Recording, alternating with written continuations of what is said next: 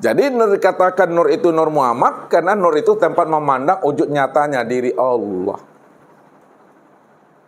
Pertanyaannya Bapak Ibu, berpisahkah Nur Muhammad dengan Nur Allah?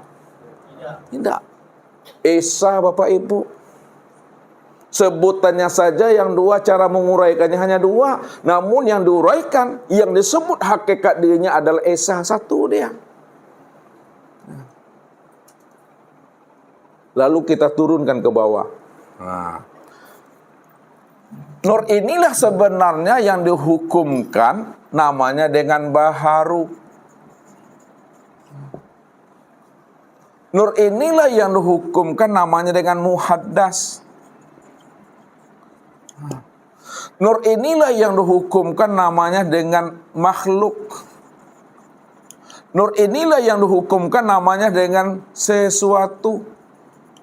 Nur inilah yang dihukumkan namanya dengan alam.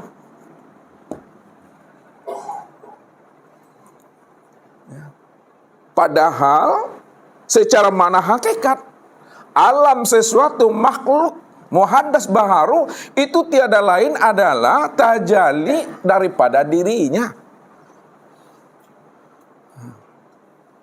Kita sempurnakan. Baharu, muhaddas, makhluk, sesuatu alam, ya. Inilah yang dikatakan namanya dengan sifat.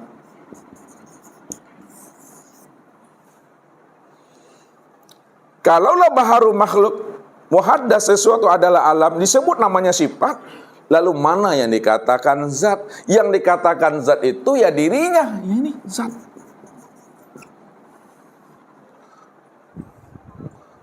Nyatanya zat kena sifat, zahirnya sifat itu kena zat. Lalu mana yang dikatakan sifat? Kalau dibuatkan istilahnya. Kalau dibuatkan istilahnya, yang dikatakan sifat itu adalah zat yang disifati. Kalaulah yang dikatakan sifat itu adalah zat yang disifati, patrikanlah ke dalam dada kita ini bahwa sifat itu yang sebenar-benarnya zat. Jadi untuk melihat zat, untuk menemui zat, temui dan lihatlah kepada sifat, karena sifat itulah nyatanya diri zat. Kalaulah sifat itu nyatanya diri zat, maka sifat itulah sebenar-benarnya yang zat itu sesungguhnya. Contoh lain Bapak Ibu, usah antarkan ini ya. Nah, kapas ya. Kemudian dipintal dia menjadi benang. Ya. Kalau kapas ini Bapak Ibu dipintal telah menjadi benang, maka jangan Bapak Ibu cari juga kapas itu lagi. Karena kapas itu telah wujud, telah nyata menjadi benang. Kalau begitu, siapa benang ini sebenarnya? Benang ini yang disebut namanya kenyataan daripada kapas itu. Kalaulah benang itu kenyataan daripada kapas, ketika kita memandang benang, sebenarnya sudah terpandang itu kapas. Jadi untuk melihat kapas, lihat sajalah kepada benang ini. Karena benang itulah wujud nyatanya kapas itu yang sebenar-benarnya.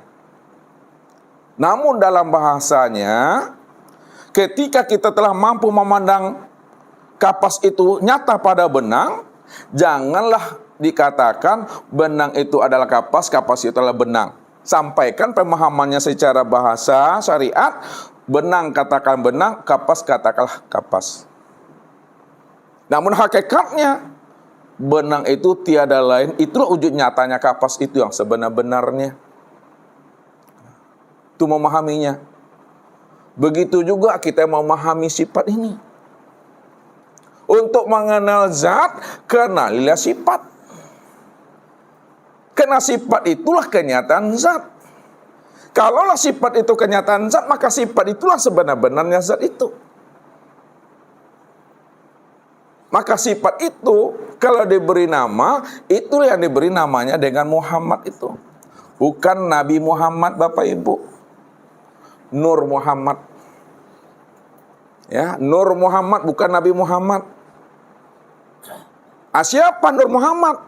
Nur Muhammad itulah yang disebut namanya bahagian dirinya, tajalli dirinya, cerminan dirinya itu, dan bayangan dirinya. Disitulah dikatakan Allah bahwa Nur Muhammad itu bayang-bayang aku, akulah wujud bayang-bayang itu.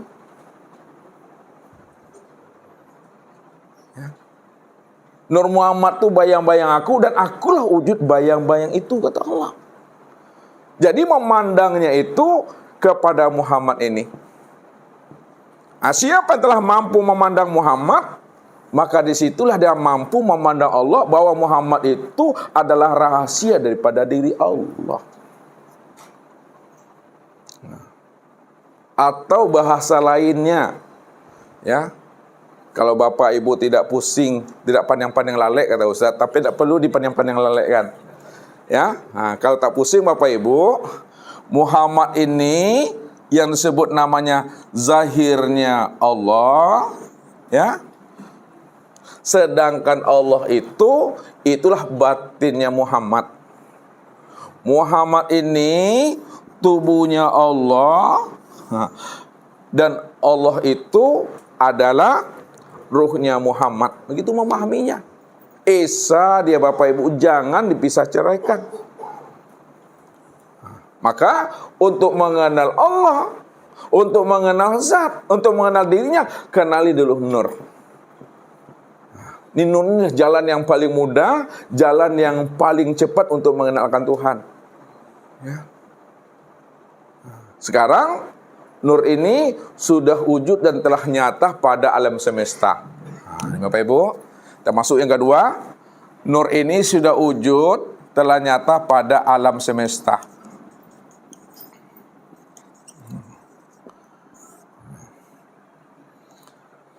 Bahwa sesi alam ini, langit dan bumi, itulah yang dikatakan namanya Nur Muhammad.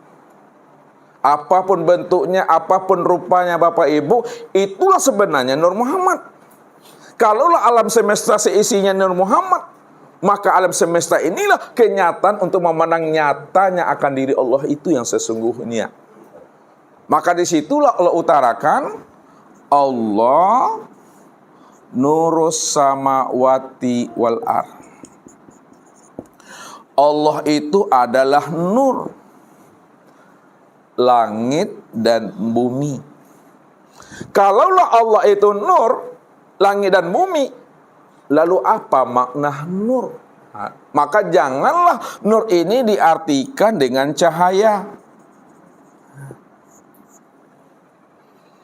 Tapi pahamilah makna nur itu adalah terang. Terang itu maknanya jelas. Jelas itu maknanya nyata. Nyata itu maknanya wujud. Allah nurus samawati wal ardh. Allah itu betul-betul wujud, betul-betul nyata, terang dan jelas. Wujud nyata, terang dan jelasnya Allah itu wujud nyata, terang dan jelas pada sekalian langit dan bumi.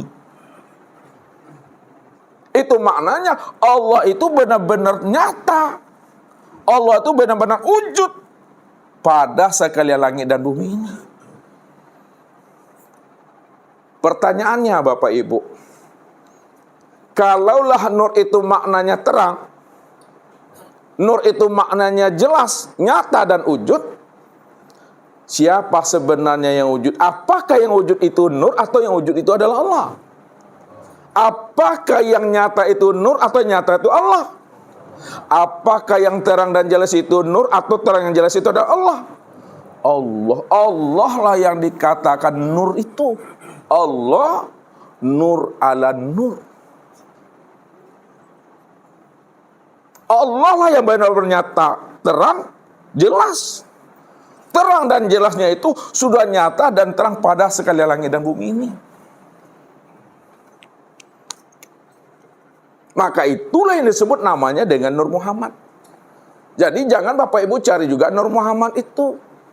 Karena Nur Muhammad itu telah wujud dan nyata seisi alam ini.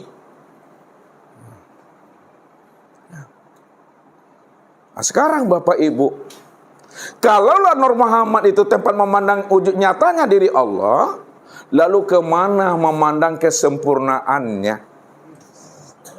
Untuk memandang kesempurnaan Nur Muhammad yang telah wujud nyata pada alam semesta, langit dan bumi, itulah nyata pada insan.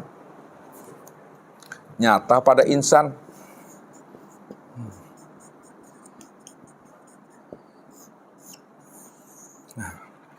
Insan inilah sebenarnya kesempurnaan untuk memandang nyatanya Nur Muhammad itu.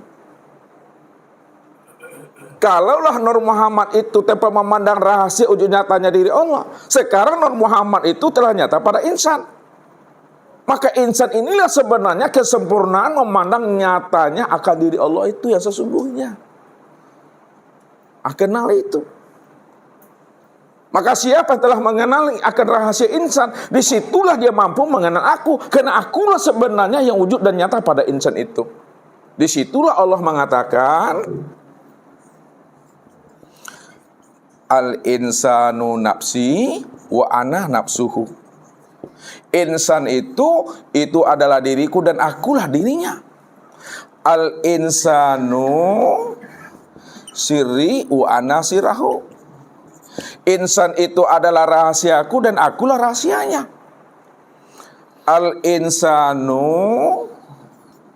sirri wa sirri sifati wa sifati la ghairi. Insan itu adalah rahasiaku, rahasiaku itu adalah sifatku, sifatku itu tiada lain adalah aku itu. Rupanya Bapak Ibu, insan itulah kesempurnaan untuk memandang nyatanya akan rupa diri Allah itu. Maka dikatakan oleh Allah, khalaqal insan ala suratir rahman wa khalaqa adam ka suratihi. Insan itulah kesempurnaan memandang akan rupa diriku. Dan dijadikan Adam itu juga kesempurnaan memandang akan rupa diri aku, kata Allah. Kalaulah insan ini kesempurnaan memandang rupanya diri Allah, maka insan inilah secara bahasa tarikatnya tadi disebut namanya mir'atilah, cermin Allah. Insan itu disebut cermin Allah. Tempat memandang nyatanya wujud diri Allah itu. Rupanya diri Bapak Ibu nggak pernah ada. Buktinya, nih Ustaz mau nanya sama Pak Saprol ya, bisa melihat wajah sendiri? Nggak bisa kan? Itulah buktinya diri nggak ada. Melihat wajahnya nggak bisa. Lalu bagaimana supaya wajahnya bisa terlihat? Itu cermin. Ketika butuh cermin, pada saat Pak Saprol ini bercermin, wajah siapa yang nampak pada cermin itu? Wajah sendiri, ya. Pertanyaannya, kalau yang terlihat dalam cermin itu adalah wajah tersendiri, ya, samakah bentuk rupanya yang di luar cermin dengan yang di dalam cermin? Sama. Yang di dalam cermin itu apa bagi yang di luar cermin? Inilah yang disebut namanya bayangan wujud dirinya sendiri. Ya, sekarang Allah cuma yang wujud. Allah cuma yang ada. Kalau Allah cuma yang wujud, Allah cuma yang ada, ya, maka alam dan diri kita ini yang disebut namanya cermin Allah. Kalaulah alam dan diri kita ini adalah cermin Allah, maka diri siapa yang nampak pada alam yang nampak pada diri Bapak Ibu? Kalaulah alam dan diri Bapak Ibu adalah cermin Allah, diri siapa yang nampak pada alam dan pada diri Bapak Ibu? Diri Allah. Maka dialah yang nyata, dialah yang wujud. Kesempurnaan nyata wujudnya pada alam semesta ini nyatalah pada insan. Insan inilah kesempurnaan memandang nyatanya akan wujud rupa diri Allah itu. Tak ada rupa diri kita, rupa dirinya. Itu yang disebut namanya insan tadi. Kita lihat Bapak Ibu.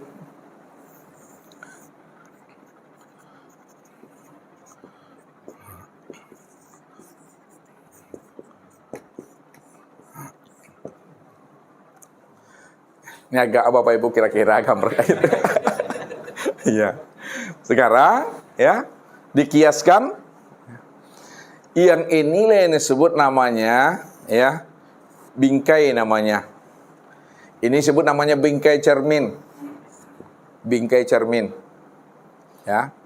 Kalaulah ini dikatakan bingkai cermin, dan mana yang disebut cermin itu? Hah?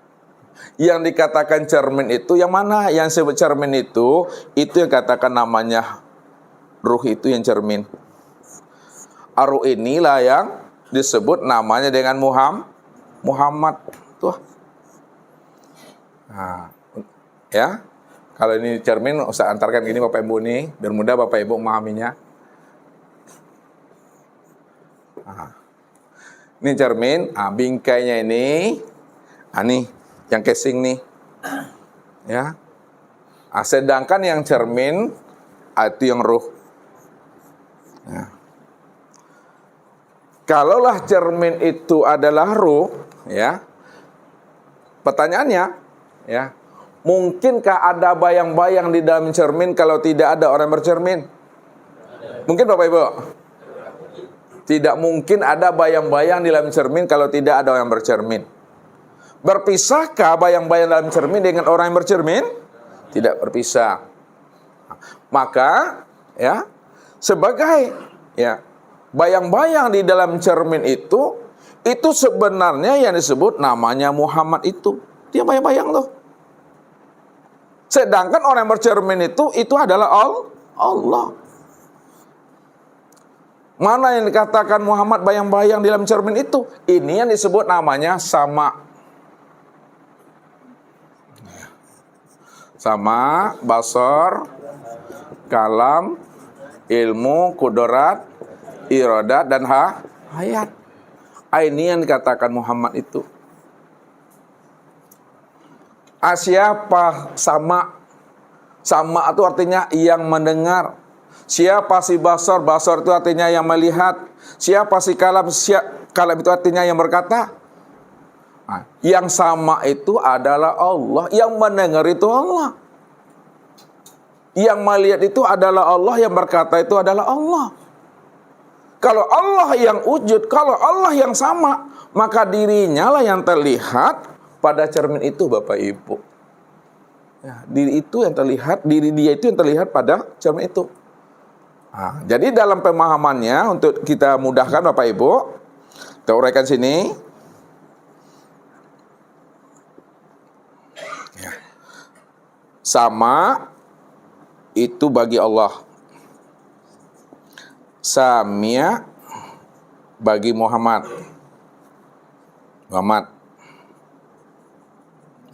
Sedangkan pada kita itu adalah telinga. Bagaimana memahaminya? Sama bagi Allah, ya. Samia bagi Muhammad. Telinga pada Adam. Maknanya sama itu artinya yang mendengar. Yang mendengar itu Allah.